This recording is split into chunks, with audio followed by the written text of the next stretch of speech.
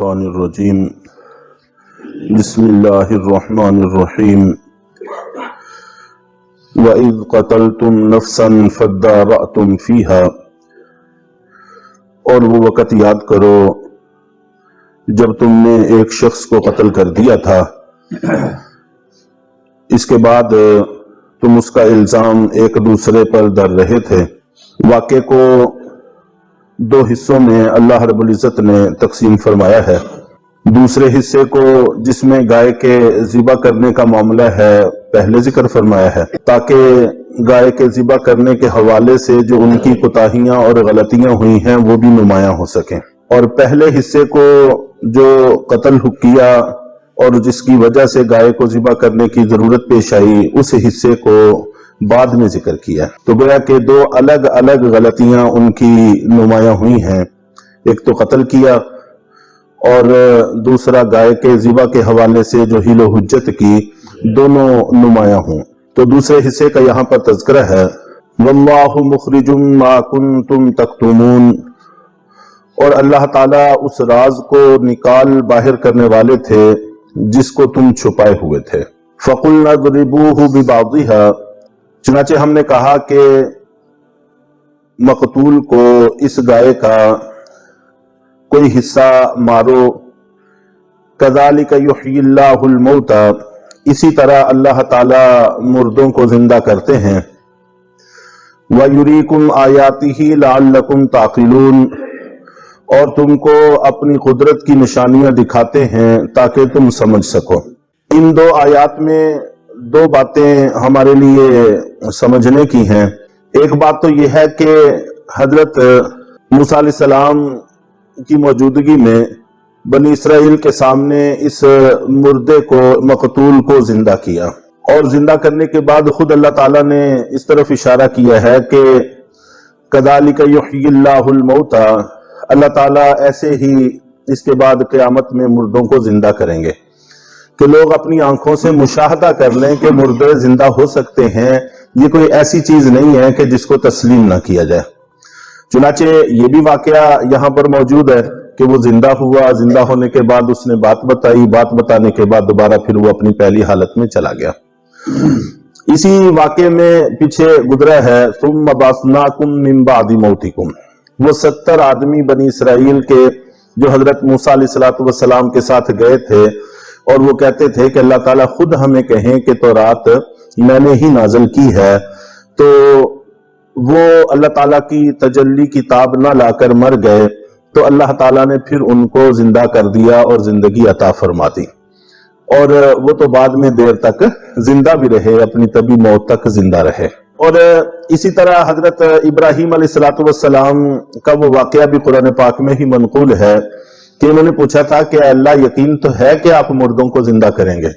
لیکن تھوڑا دل کو اطمینان ہو جائے، تو اس لیے پوچھتا ہوں کہ اس کی شکل کیا ہوگی، صورت کیا ہوگی، یہ کس انداز سے ہوگا۔ تو اللہ تعالیٰ نے ان کو حکم دیا کہ تم 4 پرندے لے لو، ان کو سدھا لو تاکہ وہ آپ کے پکارنے پر آپ کی بات سن کر آپ کے پاس آئیں۔ چنانچہ انہوں نے ایسا ہی کیا، تو پھر اللہ تعالیٰ نے حکم دیا کہ ان کو کاٹو، ذبح کرو، اور ان کے جسم کے گوشت کے حصے ایک دوسرے سے مکس کر دو،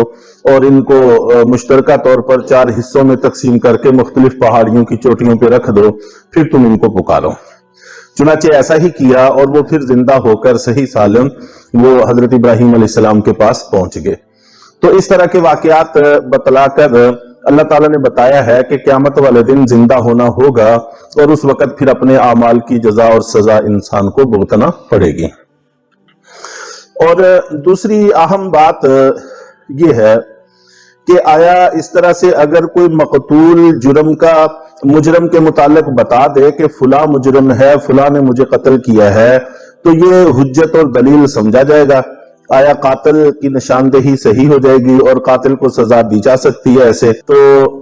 اس کے بارے میں ایک واقعہ تو یہی ہے جو حضرت موسیٰ علیہ السلام کی موجودگی میں پیش آیا کہ وہ زندہ ہوا، اس نے بتایا۔ ایک تو جب بندہ دنیا سے چلا جاتا ہے،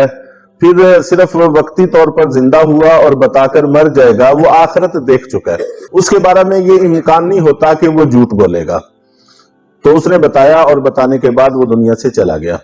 اور دوسری بات اس میں یہ ہے کہ یہ حضرت موسیٰ علیہ السلام کا معجزہ ہے۔ تو موسیٰ علیہ السلام کو وحی کے ذریعے سے بھی بتلا دیا گیا تھا کہ قاتل فلاں ہے، اور اس کی ظاہری شکل یہ اختیار کی گئی کہ یہ خود بھی مقتول زندہ ہو کر بتا دے گا، تو معجزہ ہونے کی وجہ سے بھی اس سے ثبوت مل گیا، چنانچہ قاتل کو سزا دی گئی اور اس کو وراثت سے بھی محروم کیا گیا اور اس کو قتل بھی کیا گیا۔ اور یہ ایسے ہی ہے جیسا کہ حضرت یوسف علیہ السلام کی پاکیزگی کی گواہی ایک معصوم بچے نے دی تھی۔ ویسے تو ایک معصوم بچے کی گواہی قبول نہیں ہوتی،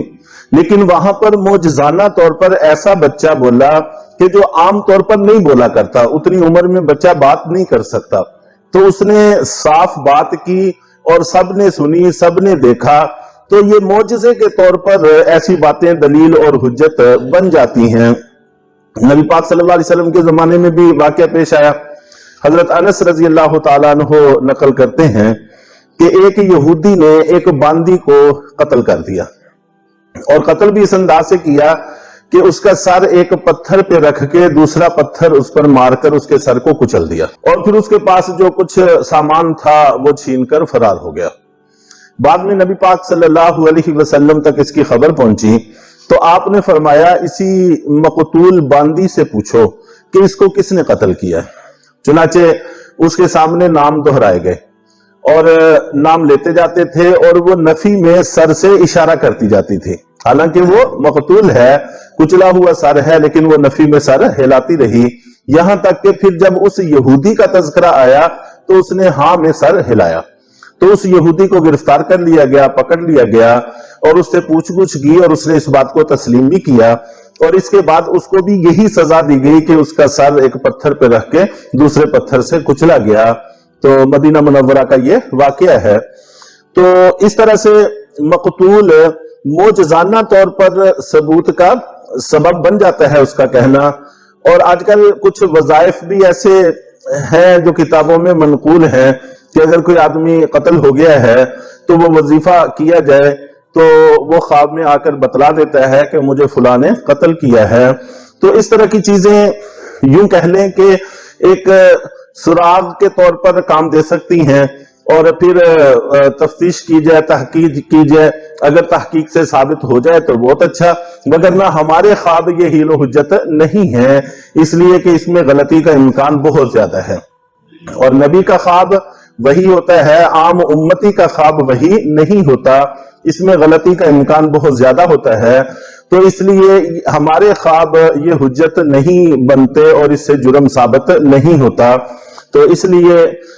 ہمارے لیے دلیل صرف دو چیزیں ہیں، یا تو گواہوں سے ثابت ہو جائے جنہوں نے جرم کا مشاہدہ کیا ہے، اور یا پھر مجرم اقرار کر لے، تسلیم کر لے۔ اس کے علاوہ باقی جتنی بھی شکلیں ہیں جیسے استخارہ ہے اور اس طرح کی چیزیں ہیں، یہ رہنمائی کے طور پر کام دے سکتی ہیں، ایک قرینے کے طور پر کام دے سکتی ہیں کہ اس نہج پہ آدمی پھر تحقیق شروع کر سکتا ہے، لیکن اس سے جرم ثابت نہیں ہوتا، نہ ہی اس سے کسی کو کوئی سزا دی جا سکتی ہے۔ اور یہاں پر جو واقعات پیش آئے یہ انبیاء کرام کی موجودگی میں پیش آئے، اور اس میں نبی کا معجزہ شامل ہے، اس معجزے کی وجہ سے یہ جرم ثابت ہوئے۔ اور اللہ تعالیٰ ایسا بھی کر سکتے تھے کہ ویسے ہی وحی کے ذریعے سے بتا دیتے، ظاہر ہے اس میں بھی کوئی انکار کی گنجائش کسی کے پاس نہ رہتی، لیکن اللہ رب العزت نے یہ سارا کچھ کیا بے شمار حکمتوں اور مصلحتوں کی وجہ سے، اور ان میں سے ایک مصلحت یہ بھی تھی تاکہ ہمیں یقین ہو سکے کہ مردے زندہ ہو سکتے ہیں، قیامت کے روز ہم کو زندہ ہونا ہوگا۔ اللہ تعالیٰ ہم سب کو اس زندگی کی فکر کرنے کی توفیق عطا فرمائے۔